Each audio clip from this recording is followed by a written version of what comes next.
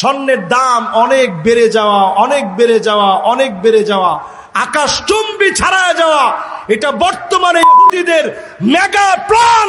মুসলমান এখনো সজাগ হয় নাই যে হঠাৎ করে স্বর্ণের দাম বাড়তে বাড়তে বাড়তে বাড়তে। আমি কয়েকদিন আগে স্বর্ণ কিনে আনছি, দুবাই গেছিলাম, ভরি পড়ছিল সেই সময়ে 1,86,000 টাকা। গত বছর কিনছি, শুধু ভরি পড়েছে 92,000 টাকা শুধু। এর আগের বছর কিনছি, ভরি ছিল 76,000 টাকা। অল্প কিছুদিনের ডিফারেন্সে এখন স্বর্ণের দাম গিয়ে দাঁড়িয়েছে 2 লক্ষ টাকার উপরে ভরি, 2,05,000। আপনারা অনেকেই মনে মনে চিন্তা করছেন, হুজুর কি স্বর্ণের মধ্যে কি আগুন লাগিয়ে গেছে? না, স্বর্ণের দাম এমন বেড়ে গেল কেন? আমরা যেমন এক সময় ক্রিপ্টোকারেন্সি বুঝতাম না, পকেটে পকেটে প্রত্যেকের টাকা থাকতো, বাজারঘাট সব করতে যেতাম টাকা নিয়ে। যদিও এখন বাংলাদেশে আমরা টাকা নিয়ে যাই, কিন্তু বাংলাদেশে দেখবেন অনেক ভালো ভালো সুপার মার্কেট আছে, ভালো ভালো শপিং সেন্টার আছে, যে জায়গায় অনেকেই কার্ড নিয়ে যায়, কার্ডে টাকাটা বিলটা পে করে দেয়। দেখছেন আপনারা?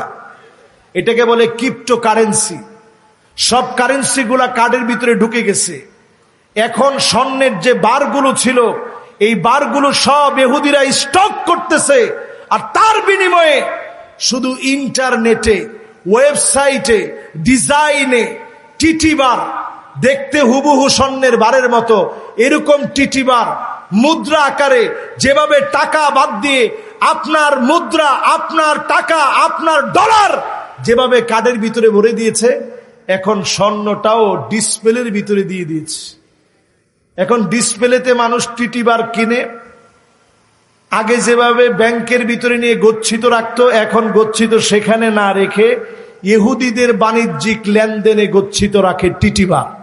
এই টিটিবার কিনে রাখার কারণে ইহুদিরা সব স্বর্ণ কিনে, মূল স্বর্ণ কিনে ধনী হয়ে যাচ্ছে। মুসলমানদের স্বর্ণ তারা কিনে নিচ্ছে, আর টিটিবারের নামে মুসলমানকে ডিসপ্লের ভিতরে স্বর্ণ খাওয়াই দিচ্ছে। আরে কথা কয় না। এই জন্য স্বর্ণের দাম যে কি আকারে বাড়বে এটা আপনি চিন্তা করতে পারবেন না। এই টিটিবারে সেল বাই হয়।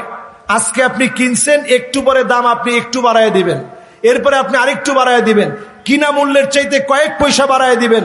এইভাবে বাড়তে বাড়তে বাড়তে বাড়তে অনেক বেড়ে যাবে। স্বর্ণের দাম অনেক বেড়ে যাওয়া, অনেক বেড়ে যাওয়া, অনেক বেড়ে যাওয়া, আকাশচুম্বী ছাড়ায় যাওয়া, এটা বর্তমানে ইহুদিদের মেগা প্ল্যান। মুসলমান এখনো সজাগ হয় নাই। আগামী দিনে সবগুলাকে মাটির নিচে রেখে তারা যাবে, আগামীর পৃথিবী নিয়ন্ত্রণ করবে, অর্থনৈতিকভাবে মেধা দিয়ে সারা দুনিয়া তারা নিয়ন্ত্রণ করার চ্যালেঞ্জ হাতে নিয়েছে। যদি মুসলমান বাঁচতে চান, অন্তত ঈমান নিয়ে আপনাকে বাঁচতে হবে, ঠিক কিনা বলে?